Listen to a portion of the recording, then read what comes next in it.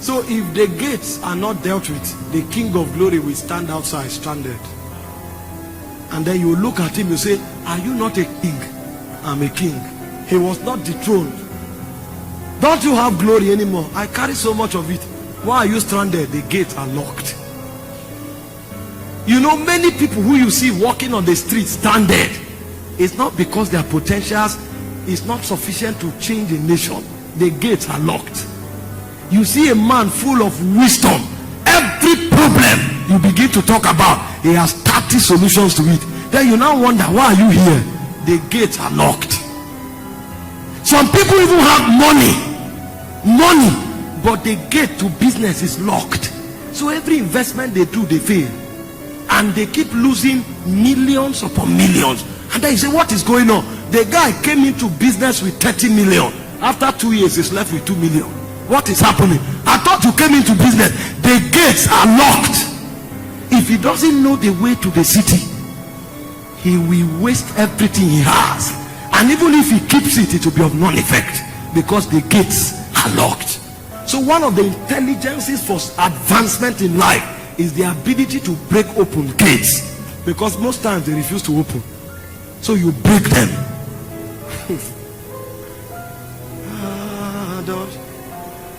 You are mighty on your throne. A gate is actually a conclave of spiritual entities that exercises authority and dominion over people, over systems, over territories, and over nations.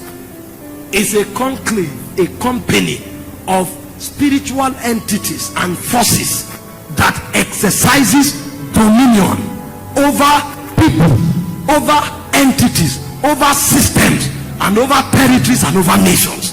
They are the forces that determines whether things happen or not. And the problem is this: if you are not able to deal with the gates, everything you have is a waste.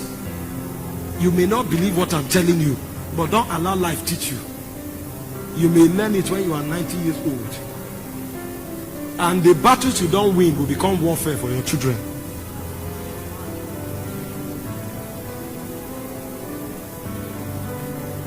In Matthew chapter 16 verse 18, Jesus made a statement. Peter spoke. He said, who do men say I, the Son of Man, I am? Jesus wanted to institute the church on the face of the earth. He couldn't, because he knew that if the gates of hell are not dealt with, it's a waste to start the church. Meanwhile, somebody enters a territory and he starts International Revival Center. He has not dealt with the gate, and then he thinks it will work. Somebody comes to a territory, starts a business. He has not. Jesus wanted to start the church the moment he began his ministry. But if the gates of hell can prevail, it's a waste. So Jesus had to educate these guys for over 3 years with him, because they needed to pick the key for themselves. And he said, who do men say I, the Son of Man, I am? The Bible said, some said you are Elias, some say you are Jeremiah, some say you are one of the prophets, and say you see the reason why the guys never prospered in spiritual things, because the gates of hell dominated them. They didn't know the way to the city. So some of them assumed that the way God will bring his government upon was the ministry of Elijah. They were wrong. Others thought the foundation of God's government was the ministry of Jeremiah. Jesus could not build, because the gate of hell brought Elijah down. The gate of hell brought Jeremiah down, because the gate of hell is not just when you are doing ministry. If they can't deal with you when you are doing ministry, they have already manipulated time, and age will bring you down. So at some point they became old and they had no choice but to go. But there is a priesthood after the order of Melchizedek that is eternal. So you can't deal with him by sickness, you can't deal with him by poverty, and even about life is immortal. And the moment they discerned it, he said, upon this revelation, because he said, thou art Petros, upon this Petra I will build my ecclesia. So he wasn't talking to Peter, he was talking to the revelation of the Christ that Peter called. And he said, the gates of Hades shall not prevail against thee. Now the moment Jesus knew that the gate of hell was defeated, Jesus had the liberty to start the church, and few months later he left them and went to heaven. If the gate is addressed, everything is sorted out. Why would Jesus leave novices? Why would Jesus leave naive men?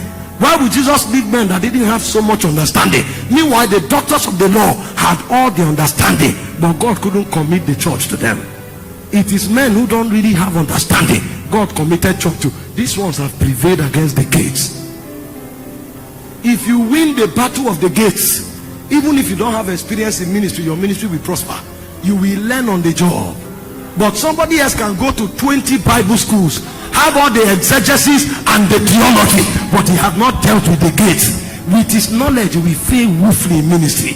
He will apply all the principles he knows, they will not work. You may know only one principle, and you will work with that one principle, and you will start growing. God will be teaching you while you are doing the job. But somebody else who is impeccable and excellent will crumble. What is the difference? Is the gate. The moment they dealt with the gate of Hades, Jesus left them and said the church will grow. No matter what happens, the church will grow, because the only thing that can stop the church from growing are the gates. For some people, gates are wicked human beings partnering with spirits and preventing your advancement. For some people, gates are principalities in darkness. They don't even need human partnership, because they have found the weight of your destiny. They are fighting you tooth and nail to ensure you don't manifest. For you to manifest, you must understand the battles of the gates.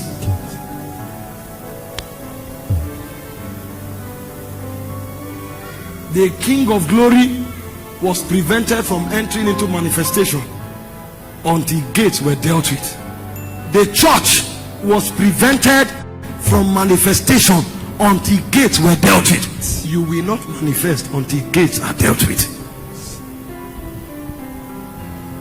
There is no lock, there is no chance. And if you deal with your gates, suddenly everything men try to do will be a waste. Men will gang up and say, this guy is arrogant, he won't succeed. That's your arrogance. Some people will now say it's boldness. Men will say this guy is disorganized, it's not oriented. That your disorganization, they will call it fire. Because the things that people want to use to discredit you will become your horn.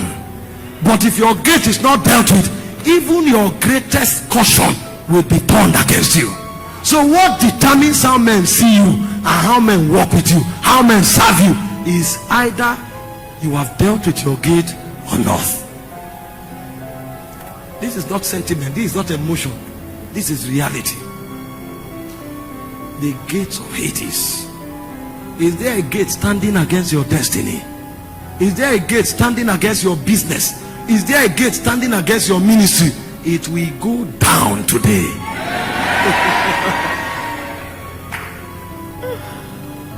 It will go down today.